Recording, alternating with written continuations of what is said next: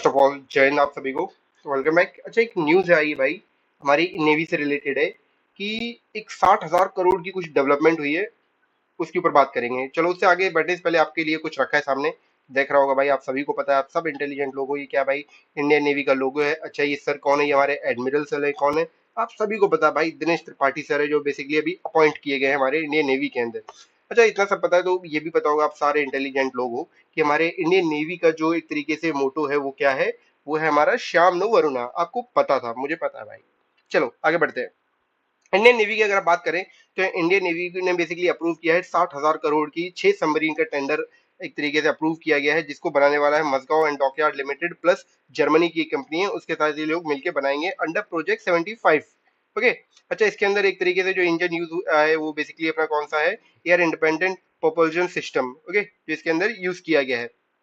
अच्छा, अगर ये न्यूज़ इंटरेस्टिंग इसलिए क्योंकि इस एक तरीके से टेंडर के लिए ना दो कंपनीज थी। एक साइड थी हमारी Mazagon dockyard limited plus Germany, और एक साइड थी हमारी एल&टी एंड स्पेन की एक कंपनी। ठीक है, ठीक है।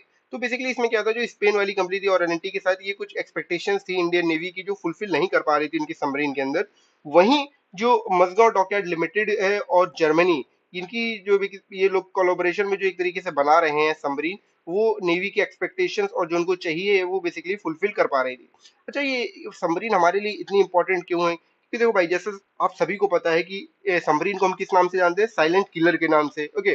तो इंडियन नेवी के अंदर अगर आपको इंडियन नेवी में अच्छी पकड़ मतलब इंडियन ओशियन में अगर आपको अच्छी पकड़ बनानी है, तो आपकी नेवी मजबूत होनी चाहिए, सीधा फंडा भाई। अच्छा, तो इसके लिए हमें सबमरीन की बहुत ज्यादा जरूरत है। अच्छा भाई, हमारे पास और भी सबमरीन है, तो पहले वीक थे क्या? नहीं भाई, पहले वीक नहीं थे, लेकिन जैसा जैसा भी हमें दिख रहा है कि इंडियन ओशियन के अंदर चाइना का प्रेजेंस धीरे धीरे, अगर आप देखोगे, ये हमारा भारत है तो इस पूरे ओशियन के अंदर चाइना का प्रेजेंस धीरे धीरे बढ़ता जा रहा है, जो कि हमारे लिए अच्छा नहीं है। और अगर चाइना को डोमिनेट नहीं करने देना है, तो इसके लिए एक ही काउंटर मेजर है कि भाई हमें अपनी नेवी जितना हो सके उतना मजबूत बनाना पड़ेगा। क्योंकि जैसा पता है कि भाई चाइना आए दिन या तो मालदीव में या श्रीलंका में अपनी स्पाई शिप डॉक करता रहता है, तो वो हमारे लिए एक तरीके से खतरा बन रहा है।